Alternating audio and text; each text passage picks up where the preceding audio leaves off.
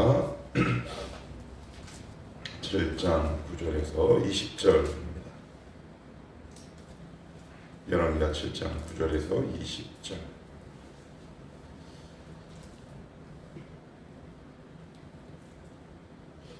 우리 한 절씩 교독하면서 봅시다. 제가 먼저 9절을 읽습니다. 나병 환자들이 그 친구에게 서로 말하되 우리가 이렇게 해서는 아니 되겠도다. 오늘은 아름다운 소식이 있는 날이거늘 우리가 침묵하고 있도다.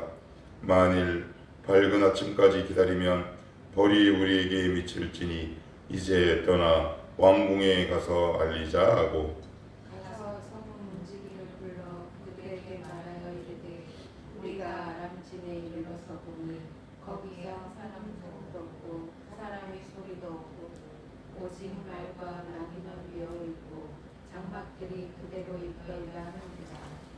그가 문지기들을 부르매 그들이 왕궁에 있는 자에게 말하니 왕이 밤에 일어나 그의 신복들에게 이르되 아람 사람이 우리에게 행한 것을 내가 너희에게 알게 하노니 그들이 우리가 죽인 것을 알고 있으므로 그 진영을 떠나서 그들에 회복하고 스스로 이르기를 그들이 성읍에서 나오거든 우리가 사로잡고 성읍에 들어가겠다 한 것이니라. 그의 신하 중 한 사람이 대답하여 이르되 청하건대 아직 성중에 남아있는 말 5마리를 취하고 사람을 보내 정탐하게 하소서.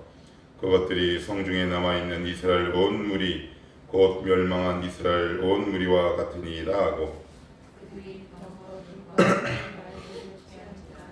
왕이 아람 군대를 뒤로 보내며 가서 정탐하라 하였더니 그들이 그들의 귀를 따라 요단에 이른즉 아람 사람이 급히 도망하느라고 버린 의복과 병기가 길에 가득하였더라.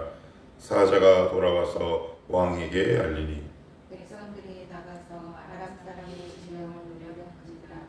이에 곧 밀가루 한 사에 한 세겔이 되고 보리 2수아가 한 세겔이 되니 여호와의 말씀과 같이 되었고 왕이 그의 손에 의지하였던 그의 장관을 세워 성문을 지키게 하였더니 백성이 성문에서 그를 밟으며 하나님의 사람의 말대로 죽었으니 곧 왕이 내려왔을 때 그가 말한 대로다. 하나님의 사람이 왕에게 말한 바와 같으니 이르기를 내일 이만하게 사마리아 성문에서 보리 2수아를 한 세겔로 매매하고 고운 밀가루 한 수아를 한 세겔로 매매하리라 한즉 그때 이 장관이 하나님의 사람에게 대답하여 이르되 여호와께서 하늘에 창을 내신들 어찌 일이 있으랴 하며 대답하기를 내가 내 눈으로 보리라. 그러나 그것을 먹지는 못하리라 하였더니 내 장관에게 그대로 이루어졌으니 곧 백성이 성문에서 그를 보내 죽었더라. 아멘. 역사서 특별히 이제 열왕기 같은 경우 이제 엘리사에 집중되는 여러 가지 에피소드들이 있습니다. 이제 한 장씩 보는 게 아니라 그 에피소드에 연관된 그 사건별로 보기 때문에 이제 여러분들이 이제 가급적 이제 안 빠지시는 게 좋긴 해요. 그렇지만 뭐 부득이하게 빠지시더라도 집에서 한번 읽고 오시면 이제 본문을 이해하는 데 좀 도움이 됩니다. 7장에 이제 주님께서 이렇게 말씀하시죠. 그 사마리아가 너무 궁핍하고 힘드니까 이제 주님의 개입을 하세요. 뭐라고 말씀하시느냐면 이제 내일이면 이 모든 것들이 이제 풀리고 고운 밀가루 한 사에 한 세겔, 보리 2수아를 한 세겔 이렇게 얘기합니다. 주님이 이렇게 말씀하시죠. 주님이 말씀이 임하니까 사마리아가 질서를 잡아간다 그랬어요. 하나님의 말씀이 우리 삶의 중심이 되지 않으면 근데 잘 몰라요. 처음에는 잘 몰라요. 시간이 좀 흘러야 알아요. 이거 내가 삶이 좀 이상한데 뭔가 이상해 라는 걸 느낍니다. 감지하게 되죠. 빨리 느끼면 느낄수록 그 사람은 섬세하고 신앙의 촉이 아주 잘 예민하게 잘 서 있는 지혜로운 사람입니다. 그런데 웬간해서는 잘 눈에 보이지 않습니다. 우리 인간은 미련해서 많이 얻어 터지고 찢기고 생채기가 나야 이런가 보다 라고 우리는 그렇게 알아요. 그래서 제가 청년들한테 그렇게 반복하는 이유가 다 이유가 있습니다. 아무튼 하나님의 말씀이 임하니까 이제 모든 환경들이 자리를 잡아갑니다. 질서를 찾아가죠. 순리를 따라가게 됩니다. 이제 그 하나의 이해가 나병 환자를 통해 일어나죠. 나병 환자가 그냥 우연한 교회에 이제 밖에 이렇게 어슬렁어슬렁 돌아다니다가 아람 군대, 그 모든 아람 군대 군인들이 병기와 그리고 집기 그리고 먹거리 이 모든 것들을 다 버리고 도망을 가버렸어요. 그랬더니 이제 9절에 8절에 보시면 그 나병 환자들이 진영 끝에 이르자 한 장막에 들어가서 먹고 마시고 거기서 은과 금과 의복을 가지고 가서 감추고 그래요. 되게 신났어요. 옷도 감추고 금도 감추고. 그런데 한 나병 환자가 이건 아닌 것 같다 싶은 거죠. 그죠? 뭐라고 얘기합니까? 그 나병 환자들이 그 친구에게 서로 말하되 우리가 이렇게 해서는 아니 되겠다. 양심에 찔린 거예요. 야, 이거 우리만 이렇게 먹고 살면 안 되지 않냐? 이 좋은 소식을 우리가 좀 알려야 되지 않겠냐? 라고 이야기를 합니다. 제가 마저 읽어보면 오늘은 아름다운 소식이 있는 날이거늘 우리가 침묵하고 있도다. 만일 밝은 아침까지 기다리면 벌이 우리에게 미칠지니 이제 떠나 왕궁에 가서 알리자 하고 그래요. 그러니까 양심에 찔린 거죠. 그래서 9절에 보시면 요 소식을 무슨 소식이라 그럽니까? 아름다운 소식. 이걸 두 글자로 줄이면 뭘까요? 복음입니다. 예, 복음이죠. 그러니까 그들에게 이 모든 일들은 복음이었어요. 이 소식이 좋지 않거든 안 전해도 돼요. 그런데 만약에 이 소식이 좋은 소식이거든 전해야 합니다. 우리가 만일 이 복음으로 인해 사망에 이르렀거든 전하지 않으셔도 돼요. 그렇지만 이 복음을 통해 내가 치유되고 회복됐다면 여러분들은 전하셔야 합니다. 내가 이 복음을 통해 자유함을 맛봤다면 전하셔야 합니다. 그런데 내가 이 복음을 알면 알수록 내가 억압되고 구속되는 삶을 살았다. 그러면 전하지 않으셔도 좋습니다. 이 생명을, 이 복음을, 이 능력을 혼자만 가지고 있는 것은 하나님이 원하지 않으세요. 복음의 특징은 끊임없이 확장되어 가는 겁니다. 어떤 교회가, 어떤 공동체가, 어떤 개인이 성숙하고 성장해 갈 수 있느냐. 이 복음을 끊임없이 나누는 거지요. 다시 한번 말씀드리지만 제가 원고에 써놓은 그대로 한번 읽어볼게요. 이 복음이 여러분에게 흉한 소식이라면 전하지 마시고 좋은 소식이라면 힘써 전하십시오. 이 복음을 통해 여러분들의 삶이 악화되었다면 전하지 마시고 회복되었다면 전하십시오. 이 복음을 통해 여러분이 죽음의 길로 걸어갔다면 전하지 마시고 생명을 맛보셨다면 힘써 전하십시오. 이 복음을 통해 우리의 삶이 점점 억압되고 구속되었다면 전하지 마시고 이 복음을 통해 자유를 맛보게 되셨다면 힘써 전하십시오. 복음은 전하는데 그 능력이 있습니다. 마가복음 16장에도 그렇고요. 마태복음 18장에도 그렇고요. 하나님이 이 복음을 전하는 자에게 부어주시는 하나님 이 하늘의 신령한 은혜와 은사들이 있습니다. 오늘 나병 환자들이 그 얘기한 그 부분을 우리 다시 한번 짚어봅시다. 9절입니다. 나병 환자들이 그 친구에게 서로 말하되 우리가 이렇게 해서는 아니 되겠도다. 오늘은 아름다운 소식이 있는 날이거늘 우리가 침묵하고 있도다. 만일 밝은 아침까지 기다리면 벌이 우리에게 미칠지니 이제 떠나 왕궁에 가서 알리자 하고. 벌이 미쳤다. 뭐 우리가 복음을 안 전한다고 해서 하나님이 우리에게 뭐 징벌을 내리시거나 그러시지는 않지요. 그렇지만 우리 마음은 우리는 부채가 있는 사람이거든요. 빚이 있어요.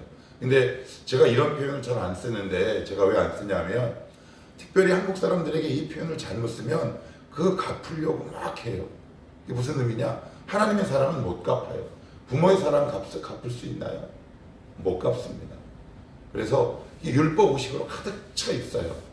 그래서 제가 이 표현을 잘 쓰지 않는데, 그래도 로마서에 의해서 이 표현을 쓰자면 바울은 이렇게 얘기하죠. 내가 빚이 있다. 사랑의 빚진 자다. 그런데 이 빚은 갚을 수 없어요. 갚을 수 있다고 하는 순간 우리는 율법주의자가 돼요.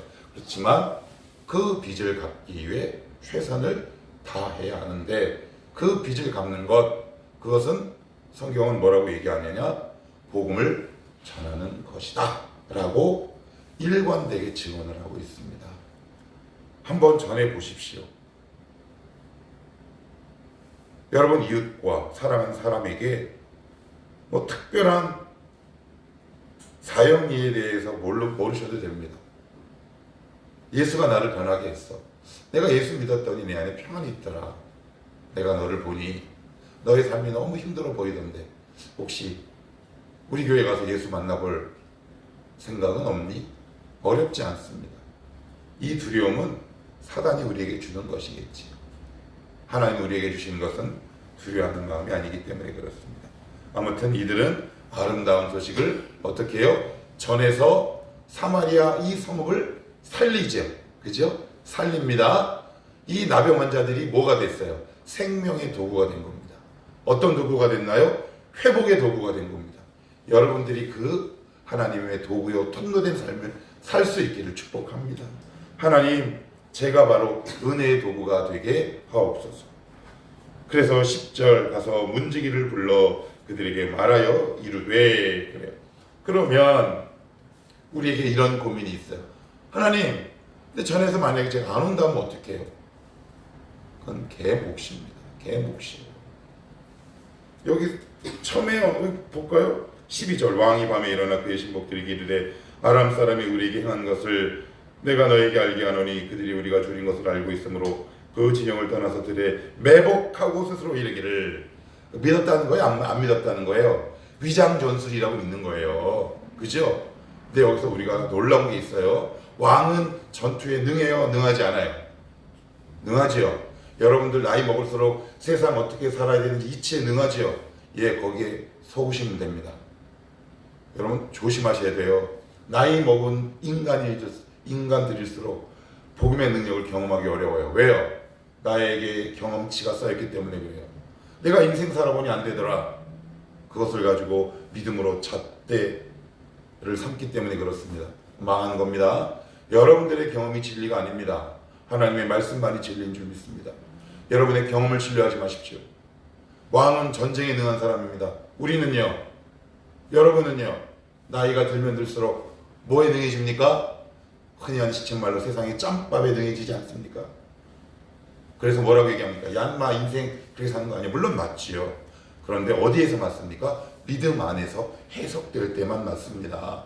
그것은 성령에 의해 조명되어야 합니다. 내 인생은 말씀에 의해 조명되어야 해요. 성령에 의해 조명되지 않는 내 인생의 경험은 아무짝에도 쓸모없고 오히려 말씀을 대적합니다. 그런데 전쟁 경험도 없고 공동체에게 소외됐던 나병 환자는 맛보고 경험하죠? 이게 우리에게 주시는 메시지가 있는 거예요. 너 경험 있냐? 너 인생에 있어서 빠삭한 경험 있냐? 그거 다 허탄하다. 네 공동체에서 그 속하지도 않은 저 나병 환자들을 보라. 그들은 나의 은혜를 경험하지 않았느냐? 이 주시는 메시지 있는 거 아닙니까? 그러니까 믿고 안 믿고를 왜 여러분이 결정하십니까? 그건 내가 할 수 있는 게 아무것도 없어요. 그건 주님 몫이에요. 나의 몫은, 이 나병 환자의 몫은 뭐예요? 와서 먹어라예요. 여러분이 전하는 몫은 와서 먹으라예요. 안 먹으면 어떡해요? 그럼 여러분이 하나님 하셔야죠. 우리의 몫은 전하는 것까지입니다. 안 되면 어떡해요? 그래서 우리가 못 전하지. 인간관계가 깨져. 인간관계가 왜 깨집니까? 복음을 전하는데 인간관계가 왜 깨집니까? 그러니까 쓸데없는 상상, 망상, 나의 경험, 이런 것들이 복음, 아름다운 소식을 전하는 하나님의 거룩한 신비에 통로된 삶을 가로막고 있는 거겠지요. 매복한대요. 매복했습니까? 전쟁에 능합니까? 능하지 않습니까? 경험이 많지요? 이 모든 것이 하나님의 말씀을 가로막습니다.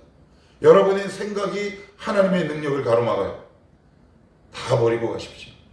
하나님, 제 생각 십자가에 던져버립니다. 제 경험을 던져버립니다. 하나님, 그저 이 나병 환자처럼 있는 그대로 복음을 소개하는 아름다운 은혜의 통로요 거룩한 도구 되게 하옵소서. 그러면 우리 왕의 입장으로 한번 돌아가 봅시다. 말씀을 믿지 않으니까 어떻게 됩니까? 13절 같이 읽어봐요. 시작. 그의 신하 중 한 사람이 대답하여 이르되 청하건대 아직 성중에 남아있는 말 5마리를 취하고 사람을 보내 정탐하게 하소서. 그것들이 성중에 남아있는 이스라엘 온 무리 곧 멸망한 이스라엘 온 무리와 같으니이다 하고. 이게 무슨 얘기예요?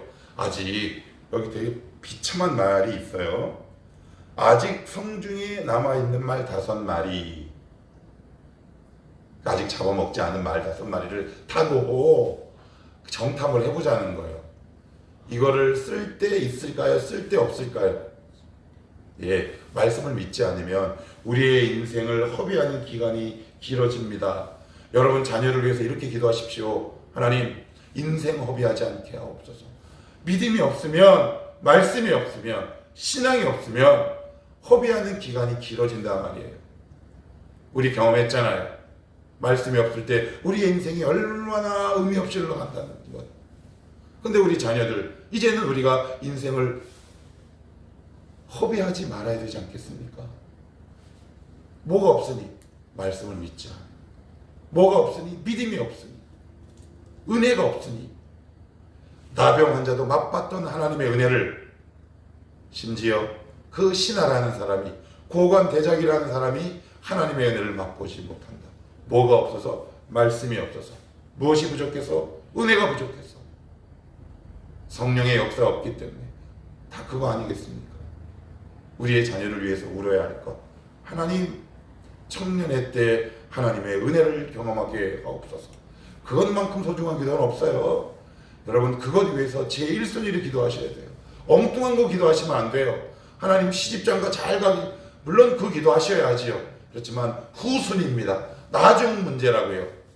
가장 중요한 건요, 하나님, 이 13절에 나온 사마리아 성의 신하와 같은 이 인생을 허비하는 일이 우리의 자녀 가운데 없게 하시고 저도 없게 하옵소서. 말씀을 신뢰함으로 지름길로 갈 수 있는 그것을 버리고 우회하는 길을 돌아가는 어리석은 삶을 살아가지 않게 하옵소서. 이것이 지혜 아니겠습니까? 이것이 명철 아니겠어요? 우리 자녀를 위해서 그렇게 기도해 줍시다. 믿지 않는 자는 항상 쓸데없는 곳에 소비합니다. 굳이 이러지 않아도 되죠? 그리고 이 사람이 어떻게 되는 줄 아세요? 20절 한번 같이 볼까요? 시작.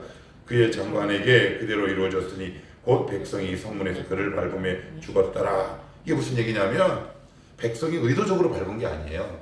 뭐냐? 걔네들 좀 굶주렸잖아요. 그런데 정탐꾼 앞에 보내지요? 확인이 돼. 야! 저기 바깥에 식량이 있어 라는 소식을 성문 안에서 들은 백성들이 바깥으로 어떻게 뛰어나갈 것 같으세요? 자, 차례차례 줄을 서서 일시에 확 나가다가 밟혀 죽었다는 거예요. 이게 뭔 의미일까요? 말씀을 버리면 사실 나를 버리는 거예요. 말씀을 믿지 않으면 그게 결국 나에게 손해예요. 어떤 사람이 지혜가 있느냐? 말씀을 지키는 게 이익이구나. 그걸 젊었을 때 깨닫는 자가 복되는 거예요. 그 인생은 빛나요. 근데 우리는 꼭 대가를 치르고 나서 알지요. 여러분, 이렇게 기도해 주셔야 돼요. 말씀을 지키는 것이 나를 지키는 거구나. 말씀을 지키는 것이 나에게 이익이구나. 이걸 이제 알면 어떻게 될까요? 말씀 믿지요. 신뢰하죠. 신뢰합니다. 이 인생 어떻게 하나님이 아름답게 변하게 하실까요? 제가 이게 유튜브로 나가서 조심스러워서 실명은 이야기 못하지만 말씀을 이렇게 결정적일 때 믿는 청년들의 모습을 보면 참 너무너무 예뻐요. 그래서 제가 그 청년들에게 이렇게 얘기해요. 넌 나보다 훨씬 낫다. 얘기합니다. 넌 나보다 그릇이 훨씬 크다. 하나님 인도하시는 그 길이 너무 분명하게 보여요. 그래서 제가 어느 날은 그 녀석을 불러서 이렇게 얘기해요. 아, 너는 하나님의 인도하심이 내 눈에 너무 분명하게 보인다. 자기도 보인대. 감사하대. 이제 이러면 너무 인생이 아름답죠. 물론 고난이 없을 수는 없지요. 인생이 고난 없나요? 있습니다. 힘들어요. 그런데 말씀을 꽉 붙들고 사는 거죠. 그 말씀을 딱 붙들면 붙들수록 길이 넓어지는 것을 느껴요. 아, 이게 말씀이 나를 지키는 거구나. 그러니까 이게 아니라 이러셔야 돼요. 그러면 그 인생 살더라고요. 말씀을 꽉 붙들고 말씀을 지켜내는 것이 나를 살리고 지키는 것이요. 내 이웃과 가족도 살리는 것이요. 내 가는 길을 넓히는 것이요. 라는 것을 아는 것. 그것이 믿음의 핵심 아닐까요? 그죠? 이걸 여러분들이 정말 아멘할 수 있기를 바랍니다. 하나님, 이것 지키게 하옵소서.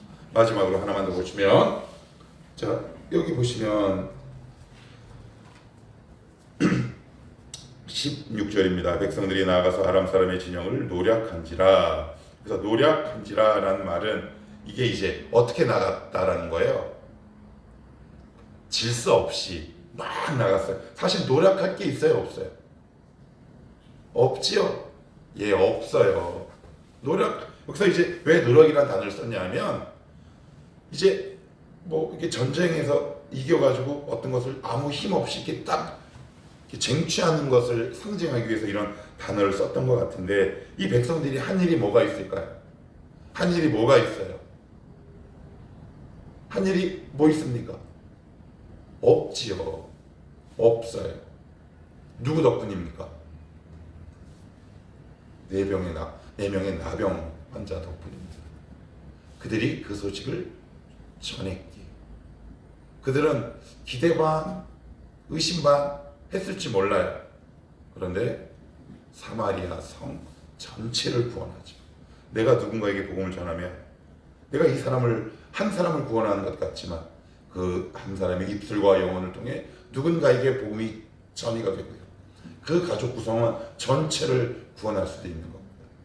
그러니 여러분 두려워하지 마시고 열매와 결과도 속단하지 마시고 하나님이 여러분 가운데 거룩한 부담감을 허락하실 때 아무 생각 없이 복음의 능력을 힘입어 전하십시오. 결과는 누구의 목?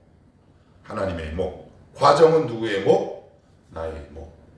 하나님께서 여러분에게 원하시는 그 과정에 순종하시면 됩니다. 결과는 주님께 맡기시고, 그리고 역사와 결과는 어떻게 일어날지 그 누구도 장담할 수 없다. 혹시 압니까?